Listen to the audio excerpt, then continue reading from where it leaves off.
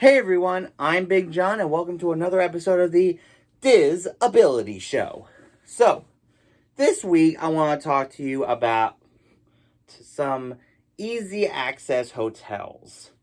So, when I say that, I'm talking about the hotels on property that you can just walk right to the parks from, or in some cases onto the Skyliner. So, and these are perfect for people who don't want to wait like 30 minutes for a bus, or those who have limited mobility to take a scooter. So we are staying at Bayley Tower at the Contemporary this coming trip, and it's probably one of the best easy access hotels because it is literally right next door to the Magic Kingdom. And it is very convenient because you can just cross the street to the park and cross the street right back. And also there is also the other resorts on the monorail, like the Poly and the Grand Floridian. We take the walkway sometimes to get to the Magic Kingdom. We usually start at Shades of Green because we usually start our trips over there. Then we take a nice, pleasant stroll to the Magic Kingdom, or if it's too hot to walk all the way, just hop on the monorail at either the Poly or the Grand Floridian. And it is very convenient. Also, at the Epcot resorts, the Boardwalk, the Yacht and Beach Club, and the Swan and Dolphins, all these resorts are like a 5 to 20 minute walk to either Epcot or Hollywood Studios. And also there are the resorts on the Skyliner that you can hop on to get to either Epcot or the studios. The Caribbean Beach, the Riviera, and the one on Hourglass Lake between Pop Century and, of course, everyone knows my favorite resort, Art of Animation. And it's kind of sad that Animal Kingdom doesn't have any accessible hotels yet. There are rumors about another wave of Skyliners, hopefully to connect Animal Kingdom Lodge to Animal Kingdom. Who knows? But if you have someone with limited mobility in your family, I highly recommend doing an easy access hotel because it'll save you a bus trip. So anyway, that's my tip. Let me know in the comments if you have any questions on how to do Disney for people with disabilities, and I'll make sure it gets into a future episode. And now it's time for this week's Top 5. So, Valentine's Day is 2 days away, and there are so many great romantic things at Disney. So this week, my top 5 romantic things at Disney.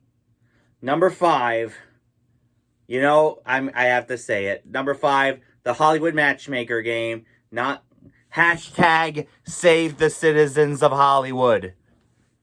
I keep saying it till it happens. I'm going to keep saying it till it happens. Alright, because we need the citizens back. And when they come back, and I do say when, because I know they'll come back one way or another, the Hollywood Matchmaker game comes back with them, and of course 99. And of course, until that happens, I'm still doing my entertainment showcase videos series, which celebrates all sorts of entertainment at Walt Disney World over the past 50 years that I've recorded. Anyway, number 4 of my romantic things would be perhaps dining in Cinderella's royal table. Now, of course, not Cinderella. Victoria and Albert's at the Grand Floridian. We've never eaten at Victoria and Albert's before, but I have seen videos of how lavish and romantic it is, and of course, Victoria and Albert's is of course famous for the chef's table, where you can eat at a table at the end of the kitchen, and the chef will customize your menu based on what allergies you may have, or what you prefer to have, and it'll be perfect. All right, number 3, the Little Mermaid Ariel's Undersea Adventure. This is, now, of course, some people see this as just a kiddie ride, but it's actually a very romantic love story about Ariel and Eric, and it tells the story of the movie in a beautiful way. Of course, Buddy Hackett as Scuttle is great. Awkwafina, I'm sure she'll do great in the remake. Number 2, Beauty and the Beast live on stage. I have not seen this show in like over 20 years. Maybe I'll see it again this coming trip. But it's great to have this show come back. It's great to see more entertainment come back. Again, hashtag save the citizens. But yeah, it's a beautiful show. Some of your favorite songs from the movie, but no LeFou, which is odd. But it is one of the best shows at Disney's Hollywood Studios that is there right now. And now my number 1 romantic thing at Walt Disney World would be perhaps the fireworks. Because I have seen many, many, many stories online about people proposing underneath Cinderella Castle and proposing during the fireworks. And I think that is one of the best things to do if you want to propose to that someone special. Just shows how lonely I am. But it's not about me. It's about you guys. But anyway, so that's my top 5. Let me know in the comments what your favorite romantic thing at Disney is. So, last week when I talked about my top 5 Disney video games, I forgot to mention Kingdom Hearts. I'm sorry for those who thought that. But Kingdom Hearts is one of my favorite games. And for those of you who aren't huge gamers like I am, Nintendo Direct did a presentation this past week of some of their games that are coming out during the first half of the year. And one of them combines 2 of my favorite things: Disney and racing video games.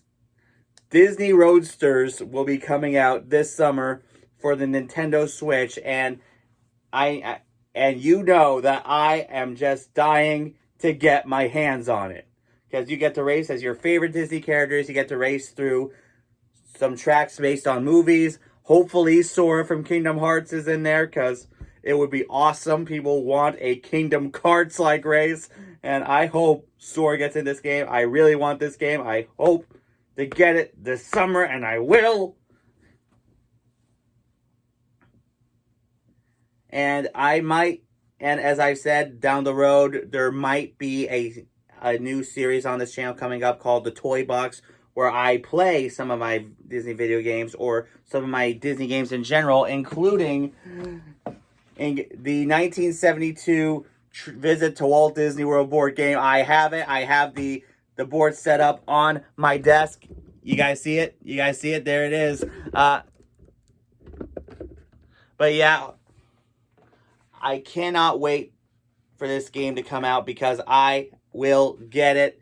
And also March 18th, more tracks will be DLCs from Mario Kart 8 Deluxe. Can't wait for all of that. This just proves how big of a gamer I am. I'm sorry.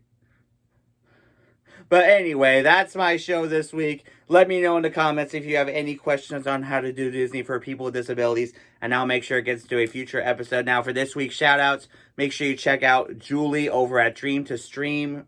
That's her group on Facebook, where she does some great live streams.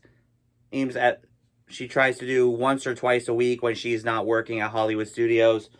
Also, make sure you check out Brian and Amanda. They do amazing YouTube live streams from the parks each and every week. Also, make sure you check out the Sable family at Sable Family Vlogs. They do great vlogs and live streams on YouTube and Facebook. Make sure you check them out. Also, make sure you check out my friend Mark Valentine, host of the Diz Live podcast. He does a good job on that.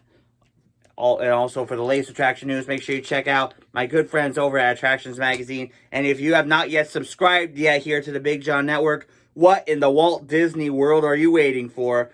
Tap the bell for notifications so that you never miss a second of the fun. And until next time, Have a zippity-doo-dah day.